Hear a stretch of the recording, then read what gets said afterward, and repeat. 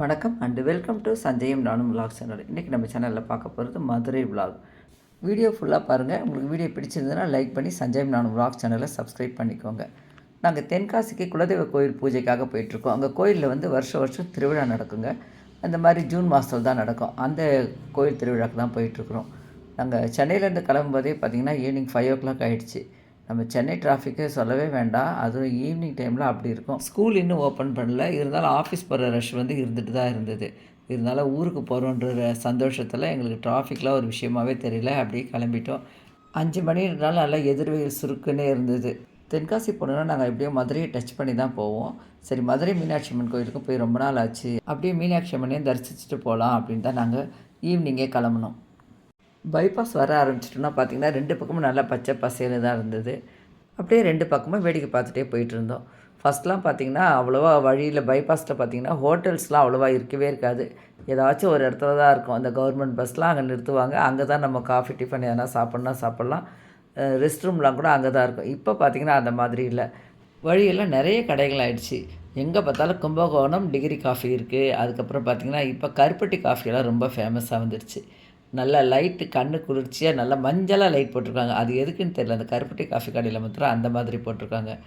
அப்புறம் vegetarian hotel, நான் vegetarian hotel எல்லாமே நல்லா நிறைய இருக்குது. நாங்கள் செலக்ட் பண்ணி நிறுத்தின இடம் மனோஜ் பவன். நாங்கள் கிளம்பி பார்த்திங்கன்னா 1.5 hour கிட்ட ஆகிடுச்சு. 6:30 ஆகிடுச்சு. சரி, இறங்கிட்டு கொஞ்சம் ரிலாக்ஸ் பண்ணிவிட்டு காஃபி குடிச்சிட்டு போகலாம் அப்படின்னு சொல்லிட்டு இறங்கினோம்.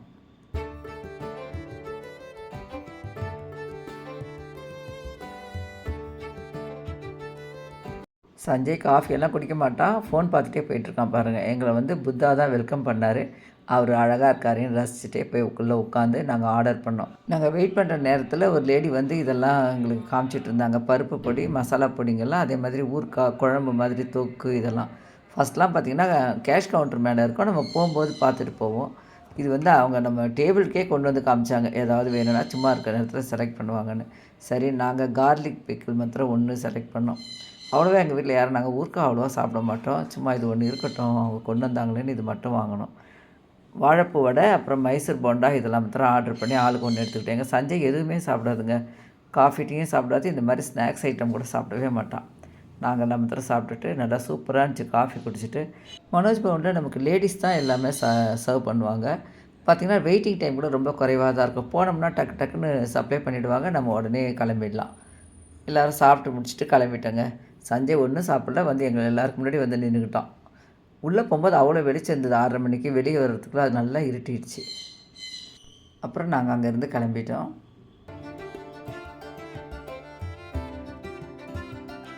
வர வழியெல்லாம் தான் டோல் வருமே, அதே மாதிரி தான் இங்கே ஒரு டோல் வந்தது.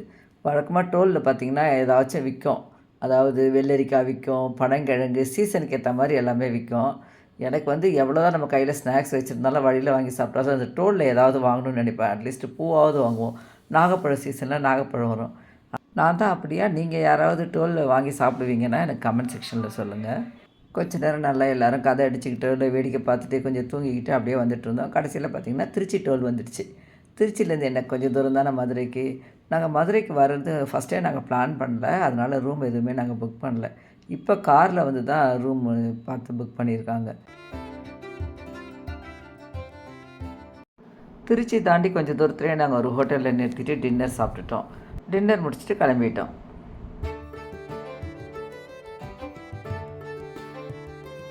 ஒரு வழியாக மதுரை என்ட்ராயிட்டோம். இப்போ பார்த்திங்கன்னா டைம் வந்து 11:45. இதுக்கப்புறம் நாங்கள் ரூமுக்கு போயிட்டு ரெஸ்ட் எடுக்க வேண்டியதான். காலையில் தான் எழுந்து மதுரை மீனாட்சி அம்மனை தரிசிக்கணும். சரி, மதுரையை கொஞ்சம் நேரம் வேடிக்கை பார்க்கலாம் அப்படின்னு பார்த்துட்டு வந்துட்டு இருந்தேன். இன்னும் கொஞ்சம் சிட்டி சைட்லாம் போனால் இன்னும் நல்லா சுறுசுறுப்பாக இருந்திருக்கும்னு நினைக்கிறேன். நாங்கள் ரூமுக்காக அப்படி பார்த்துட்டே போயிட்டு இருந்தோம். பார்த்திங்கன்னா அங்கே ஒரு மார்க்கெட் வந்தது. ரவுண்ட்ற மாதிரி பஜார்லாம் எவ்வளோ நல்லா ஃப்ரெஷ்ஷாக இருக்குது. காய்கறி மார்க்கெட். நம்ம ஊர் கோயம்பேடு கடை மாதிரி நல்ல ஹோல்சேல் காய்கறியெல்லாம் வந்து இறங்கி மூட்டை ஏற்றிட்டு இருந்தேன். ஒரு வழியாக நாங்கள் ஸ்டே பண்ணுற ஹோட்டல் வந்துடுச்சு. டைம் பார்த்தா 12 o'clock. அவ்வளோதாங்க, ரொம்ப டயர்ட் ஆகிட்டோம். ரூமுக்கு போய்ட்டு ரெஸ்ட் எடுக்கணும். மார்னிங் பார்க்கலாம். நைட் லேட்டாக தூங்கினாலும் காலையில் கோயிலுக்கு கிளம்பணுன்ற வேகத்துக்கு சீக்கிரமே எல்லோரும் எழுந்துட்டோம். அப்போ தான் கிளம்பி தரிசனம் கூட்டம் இல்லாத நேரத்துலேயே பார்த்துடலாம் அப்படின்னு. இந்த சாரீ தான் நான் இப்போ கோயிலுக்கு கட்டிட்டு போகிறேன். இந்த சாரீ வந்து என்னோடய பொண்ணு எனக்கு வாங்கி கொடுத்தது. இந்த சுங்கு வந்து நான் வந்து தனியாக வாங்கி நானே ஸ்டிச் பண்ணிக்கிட்டேங்க. எப்படி இருக்குது அப்படின்றதே கமெண்ட் செக்ஷனில் சொல்லுங்கள். எனக்கு இந்த மாதிரி சாரியில் வச்சுக்க ரொம்ப பிடிக்கும். எனக்கு டெய்லரிங்லாம் பெருசாக தெரியாது. இருந்தாலும் சாரீக்கு ஃபால் தைக்கிறது, ஓரம் அடிக்கிறது, இந்த மாதிரி சின்ன சின்ன வேலைலாம் பண்ணுவேன். அந்த மாதிரி தான் இந்த சாரீக்கு நானே ரெடி பண்ணிக்கிட்டேன். இந்த மாதிரி சாரியில் சுங்குக்கு யாருக்கெல்லாம் வச்சுக்க பிடிக்கும்னு சொல்லிவிட்டு உங்களுக்கு பிடிச்சிருந்ததுன்னா ஒரு எல்லோ ஹார்ட் கொடுங்க. இது ஒயிட் ஜரி வச்சு ஜார்ஜெட் பனாரஸுங்க. நல்லா இருந்தது, இந்த கலர் இந்த காம்பினேஷன் சூப்பராக இருந்தது.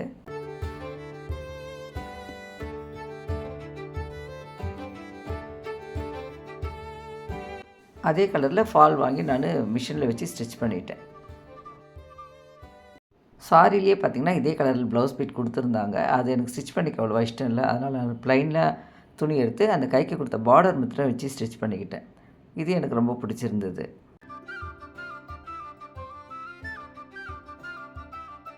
சுவாமி தரிசனம் பண்ண உடனே நாங்கள் ஊருக்கு கிளம்பலான்னு இருந்தோம். அதுக்காக நாங்கள் ஹோட்டலில் ரூம் வெக்கேட் பண்ணி லக்கேஜ் எல்லாம் காரில் லோட் பண்ணிட்டோம். நாங்கள் கோயிலுக்கு எங்கள் காரில் போல் வேறு காரில் தான் போனோம்.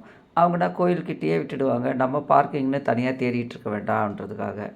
நான் ரொம்ப வருஷத்துக்கு முன்னே மதுரை மீனாட்சி அம்மன் கோயிலுக்கு வந்தது. அதனால் மொபைல் அலௌடாக இல்லையான்றது எனக்கு தெரியல.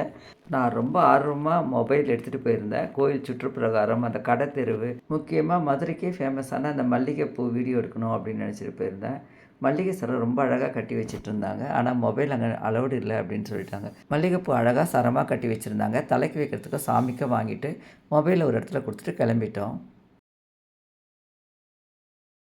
வழக்கமாக கோயில் பக்கம் 2 பக்கமாக கடைகள் இருக்கும் பார்த்திங்களா, அந்த மாதிரி தான் இங்கேயே இருந்தது. சில கடைகள்லாம் இன்னும் ஓப்பன் ஆகலை, டைம் ஆகலை, அதனால தான் ஓப்பன் ஆகலை. இதுக்கு முன்னாடி நான் ஒரு 3 டைம்ஸ் மீனாட்சி அம்மன் கோயிலுக்கு போயிருக்கேன். இப்போ கொஞ்சம் வருஷத்துக்கு அப்புறமா தான் நான் வந்திருக்கேன். சரி, அதனால் கொஞ்சம் ஆர்வமாக இருந்தேன், இன்னும் புதுசாக என்னெல்லாம் வச்சுருக்காங்கன்னு பார்க்கலான்னு. கரெக்டாக பூக்கடைக்கிட்ட வந்து பூ வாங்கினாங்க. அதுக்குள்ளே பார்த்தா மொபைல் வாங்கிக்கிட்டாங்க. இதுக்கப்புறம் சுவாமி தரிசனம் பண்ணிட்டு தாங்க வந்து வீடியோ எடுத்தேன். கோயிலுக்குள்ளே போனோன்னா அவ்வளோ மனசுக்கு நிம்மதியாக இருந்தது. நல்லா அருமையான சுவாமி தரிசனம். எடுத்தோடனே கோசாலை இருந்தது. அங்கே வந்து அகத்திக்கீரை விற்றுக்கிட்டு இருந்தாங்க கட்டுக்கட்டாக. நாங்களும் அகத்திக்கீரை வாங்கி பசுமாட்டுக்கு கொடுத்துட்டு வெளியே வந்துட்டு மீனாட்சி அம்மனை தரிசிக்கிறதுக்காக ஸ்பெஷல் என்ட்ரன்ஸ் தான் வாங்கிட்டு க்யூவில் நின்னோம். சுவாமிக்கு அபிஷேகம் நடந்துகிட்டு இருந்தது. அதனால் நாங்கள் இந்த சுவாமி தரிசனம் பண்ணுறதுக்கு கிட்டத்தட்ட 1 hour ஆகிடுச்சு. வெயிட் பண்ணி சாமியை பார்த்துட்டு வந்தோம். மீனாட்சி அம்மனை தரிசனம் பண்ணிவிட்டு நம்ம குங்குமம் வாங்க பார்த்திங்களா, அங்கே குருக்கள் வந்து நல்ல சொல்லி எல்லோரும் குங்குமம் கொடுத்துட்ருந்தாருங்க. முன்னுக்கு வாங்க, இனிமேல் உங்களுக்கு எல்லாம் வெற்றி தான், நீ நல்லா படிப்ப, இனிமேல் நீ நினச்சதெல்லாம் நடக்கும், அந்த மாதிரி சொல்லி கொடுத்தாரு. அது கேட்குறதுக்கு சாமி கும்பிட போன நமக்கும் ரொம்ப நல்ல மனநிறைவோடு இருந்தது. நல்லபடியாக சாமி தரிசனம் பண்ணிவிட்டு நாங்கள் திரும்ப அந்த ஹோட்டலுக்கே வந்துட்டு கார் எடுக்க வந்தோம். அதுக்குள்ளே பார்த்திங்கன்னா அங்கே வாசத்தை வச்சு அழகாக குளம் போட்டிருந்தாங்க. இதை சொல்ல மறந்துட்டேன் பாருங்கள். மீனாட்சி அம்மனை தரிசனம் பண்ணிவிட்டு சுற்றுப்பிரகாரம் வரும்போது அங்கே நடராஜரை தரிசனம் பண்ண போனோம். இந்த இடத்துல தான் நடராஜர் கால் மாற்றி நடனம் ஆடின இடமா. ரொம்ப கம்பீரமாக நின்றுக்கிட்டு நமக்கு காட்சி கொடுத்து அருள் பாலிச்சிக்கிட்டு இருந்தார். நல்லபடியாக அவரையும் தரிசனம் பண்ணிவிட்டு கோயில் சுற்றுப்பிரகாரம் சுற்றிட்டு நாங்கள் கிளம்பி வந்துட்டோம். சஞ்சய் பாருங்கள், கார் டிரைவ் பண்ணுற மாதிரி அவங்க டேடி வர்றதுக்குள்ளே டிரைவிங் சீட்டில் உட்காந்துட்டு கார் ஸ்டார்ட் பண்ணிவிட்டு மொபைல் பார்த்துக்கிட்டு இருக்கோம். இங்கேருந்து நாங்கள் எங்கே போகிறோம்னு பார்த்தீங்கன்னா திருச்செந்தூர் போகிறோம். சரி, போகிற வழியில் முருகரையும் தரிசனம் பண்ணிவிட்டு போகலாம் அப்படின்னு தான். நாங்கள் இன்னும் பிரேக்ஃபாஸ்ட் சாப்பிடல. வழியில் எங்கன்னா நல்ல ரெஸ்டாரண்ட்டில் சாப்பிட்லான்னு அப்படியே பார்த்துக்கிட்டே போனோம். வழியில் எதுவும் நல்ல ரெஸ்டாரண்ட்டே வரல. சரின்னு பார்த்தா அதுக்குள்ளே அங்கே பிரிட்ஜெல்லாம் வந்ததுங்க. அந்த பிரிட்ஜுக்கிட்டலாம் தண்ணீரெல்லாம் அங்கே டெக்கரேட் பண்ணது ரொம்ப அழகாக இருந்தது. சஞ்சய்க்கு அது ரொம்ப பிடிச்சிருந்தது. நம்ம சென்னையில் கூட இந்த மாதிரிலாம் இல்லைம்மா அப்படின்னு சொல்லிட்டு நல்லா என்ஜாய் பண்ணி பார்த்துக்கிட்டு வந்தான்.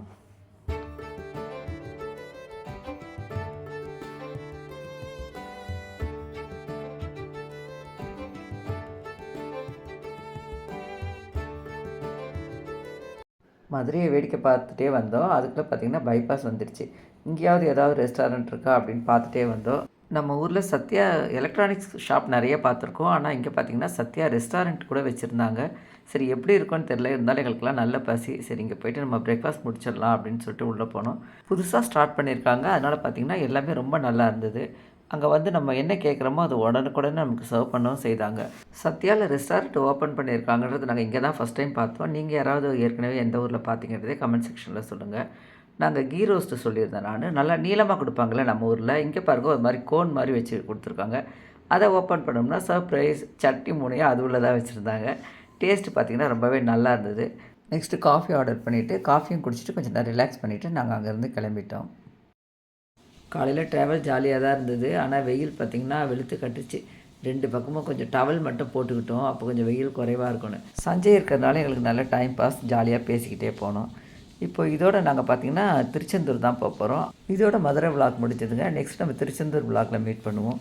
உங்களுக்கு இந்த வீடியோ பிடிச்சிருக்குன்னா லைக் பண்ணுங்கள். சஞ்சயம் நானும் விலாக் சேனல் இதுவரை சப்ஸ்கிரைப் பண்ணனா சப்ஸ்கிரைப் பண்ணி கூடவே இருக்க பெல் சிம்பிளே கிளிக் பண்ணிக்கோங்க. அப்போ நான் நெக்ஸ்ட் நியூ வீடியோ போஸ்ட் பண்ணுறது உங்களுக்கு நோட்டிஃபிகேஷன் வந்துடும். இதுவரை சஞ்சயம் நானும் விலாக் சேனலுக்கு சப்ஸ்கிரைப் பண்ணி சப்போர்ட் பண்ணி கமெண்ட் பண்ணுறவங்க எல்லாருக்குமே ரொம்ப ரொம்ப தேங்க்ஸ். இதே மாதிரி வேறு ஒரு இன்ட்ரெஸ்டிங்கான வீடியோவோடு நம்ம மீட் பண்ணுவோம். தேங்க்யூ.